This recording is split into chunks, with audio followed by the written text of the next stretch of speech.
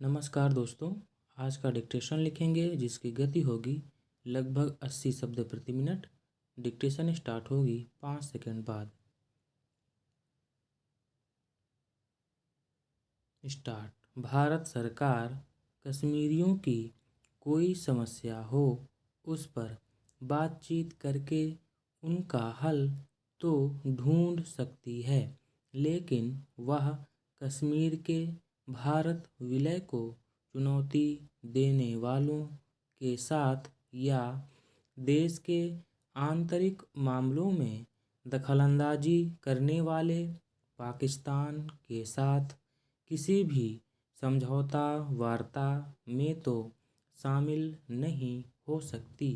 जिन शर्तों के साथ उग्रवादी संगठनों के नेताओं ने बातचीत में शामिल होने की बात की है, उसका तो सीधा तात्पर्य यही निकलता है कि वे भारत सरकार के व्यावहारिक सुझाव को स्वीकार करना ही नहीं चाहते। जम्मू कश्मीर मुक्ति मोर्चे के जावेद मीर ने तो यह स्पष्ट कर दिया है कि वे तो स्वतंत्र कश्मीर के पक्षधर हैं। उनके कथन से यह लगता है कि वे तो स्वतंत्र कश्मीर के प्रश्न पर ही बातचीत करना चाहते हैं।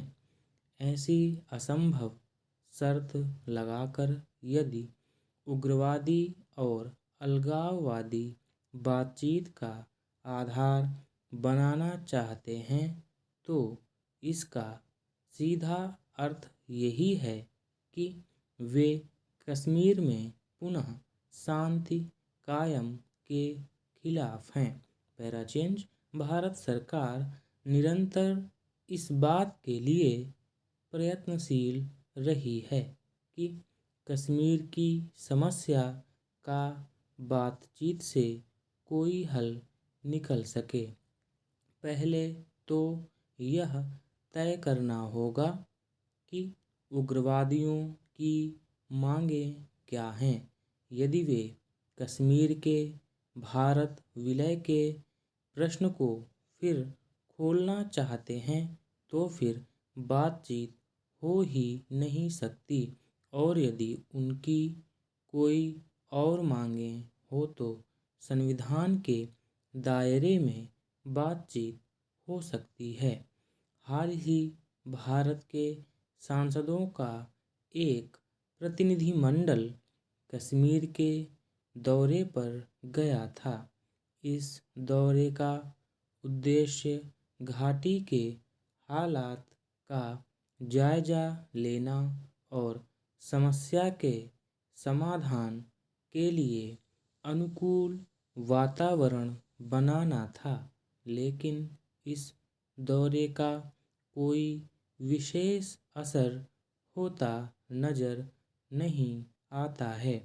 पूरी घाटी आतंककारियों के भय से सहमी हुई है। उग्रवादी नेता कुछ भी दावा करते रहें, हालात उनके काबू में भी नहीं हैं, क्योंकि आतंककारियों की नकेल सीमा पर लोगों के हाथ में हैं। जब तक घाटी के ये तथाकथित नेता इस तथ्य को स्वीकार नहीं करते और विदेशी सहयोग लेने से इनकार नहीं करते, तब तक बातचीत के लिए उपयुक्त वातावरण बन नहीं सकता।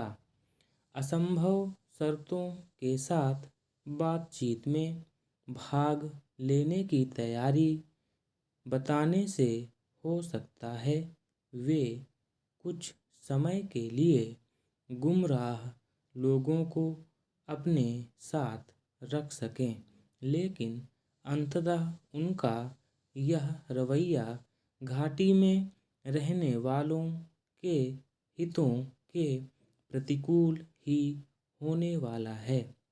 राज्य प्रशासन और केंद्र सरकार दोनों को अब इस मसले को कानून व व्यवस्था के लिहाज से ही देखना होगा। आतंककारी हिंसा के चलते बातचीत का कोई आधार बन ही नहीं सकेगा।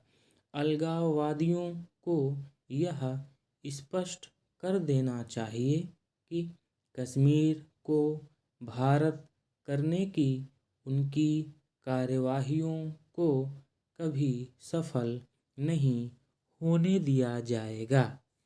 अलगाववादियों की बातचीत में भाग लेने की तैयारी तब तक बेमाने है जब तक वे हिंसा का मार्ग न छोड़ें और कश्मीर के भारत विलय के तथ्य को स्वीकार नहीं करें।